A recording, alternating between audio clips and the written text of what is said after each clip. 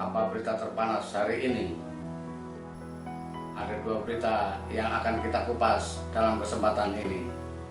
Pertama, tentang mengapa keputusan mantan juru bicara KPK Febri Diansah menjadi pengacara mantan Kepala Divisi Propam Polri Irjen Pol Verdi Sambo yang telah dipecat dari kepolisian, dan istrinya Putri Chandrawati yang menjadi tersangka dalam kasus pembunuhan berencana terhadap Brigadir Nopriansah Yosua Huta Barat mendapat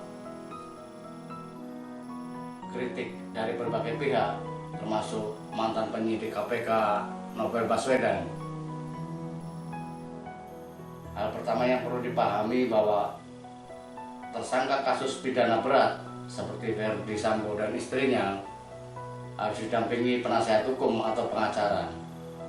Jika tersangka tidak mampu, bahkan negara kemudian menyediakan secara gratis atau pro bono.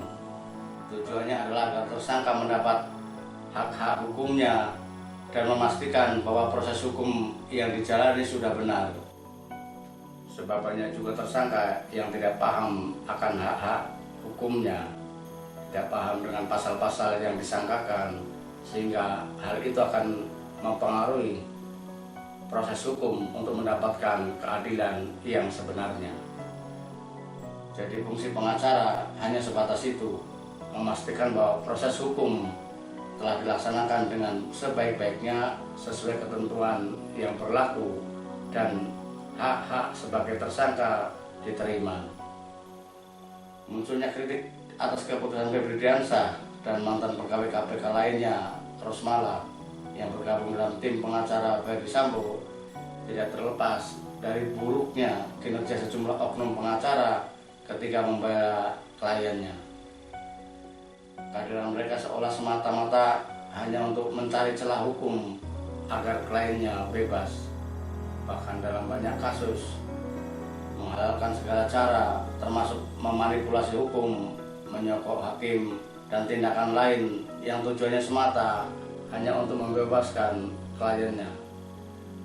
Kita baru saja disodori berita tentang operasi tangkap tangan yang dilakukan KPK terhadap pengacara yang menyokok Hakim Agung Sudrajat Dimyati.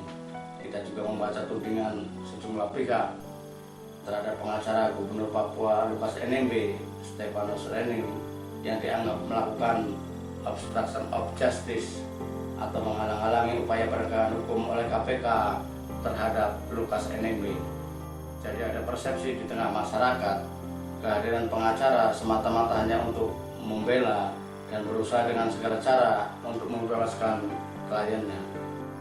Dari sinilah kemudian timbul persepsi Febri Diansah dan teman-temannya akan menggunakan kemampuan hukumnya untuk membebaskan Verdi Sambo dan istrinya dari jerat hukum. Kedua, Febri termasuk praktisi hukum yang memiliki kredibilitas. Ketika bertugas di KPK, kita menaruh respek yang tinggi. Kita menjadi, dalam bahasa mantan penyidik KPK Novel Baswedan, kehabisan kata-kata karena dalam tanda petik pengacara baik mau membela Verdi Sambo yang telah dipersepsikan sebagai dalam tanda petik public enemy. Jadi dari sinilah munculnya kritik keras terhadap Febri Diansah. Kita tentu berharap keputusan Febri benar-benar hanya didasari oleh keinginan adanya penegakan hukum yang adil bagi Verdi Sambo dan istrinya. Adil di sini berarti benar-benar sesuai dengan fakta hukum, tidak ada upaya-upaya untuk memanipulasi kelemahan hukum, apalagi menghalalkan segala cara demi membebaskan kliennya Verdi Sambo dan Putri Chandrawati. Berita kedua tentang gestur Ketua DPP PDIP yang juga Ketua DPR Puan Maharani saat melakukan aksi bagi-bagi kaos di Jawa Barat. Wajah Puan terlihat cemberut dan melempar kaos ke kerumunan massa dengan gestur yang kurang bersahabat. Mengapa berita ini heboh, menjadi headline dan bahan kupasan di berbagai media, termasuk netizen di media sosial? Pertama, Puan telah gagal merepresentasikan dirinya sebagai bagian dari massa warga masyarakat yang didatangi. Terkesan Puan melaksanakan kegiatan dengan sangat terpaksa. Meski hal ini telah dibantah oleh elit PDIP dan mengatakan Puan kesal kepada pengawalnya yang memegang kaos, tetapi sikapnya tetap menjadi bahan kritik sejumlah pihak. Faktor kedua, Puan tengah menjadi sorotan terkait upayanya menjadi calon presiden. Ada kelompok di internal PDIP sendiri yang tidak menghendaki Puan menjadi capres.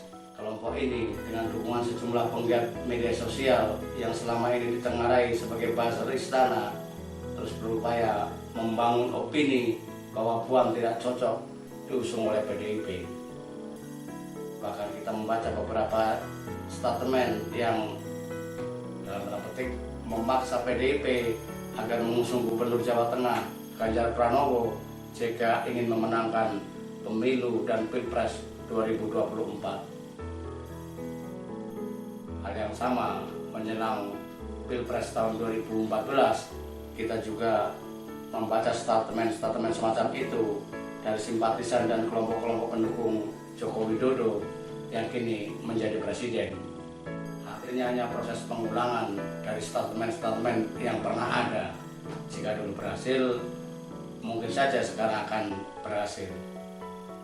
Tidak heran jika dalam tanda petik kesalahan sekecil apapun yang dilakukan Puan akan di-blow up, di-framing sedemikian rupa oleh media-media yang saat ini sudah mulai melakukan pemihakan sesuatu yang sebenarnya tidak boleh, karena media harus tetap berdiri di posisi netral. Di sisi lain ada kelompok yang menghendaki Puan menjadi capres. Kelompok ini termasuk Ketua DPD PDIP Jawa Tengah Bambang Pacul-Wuryanto menuding Ganjar memiliki tim sukses, tim media sosial untuk mengangkat citranya dan menaikkan elektabilitas. Dengan modal elektabilitas tinggi, kemudian digunakan untuk menekan PDIP untuk menjadi capres. Pertarungan kedua kubu ini yang menyebabkan mengapa aksi bagi-bagi kaos yang dilakukan Puan mendapat pemberitaan negatif. Kesimpulannya, Puan memang melakukan kesalahan membuat gestur yang tidak bersahabat dalam aksi bagi-bagi kaos. Tetapi ramainya pemberitaan sudah bagian dari framing untuk menjatuhkannya karena adanya kepentingan politik yang tersumbat manakala PDIP mencalonkan Puan sebagai capres.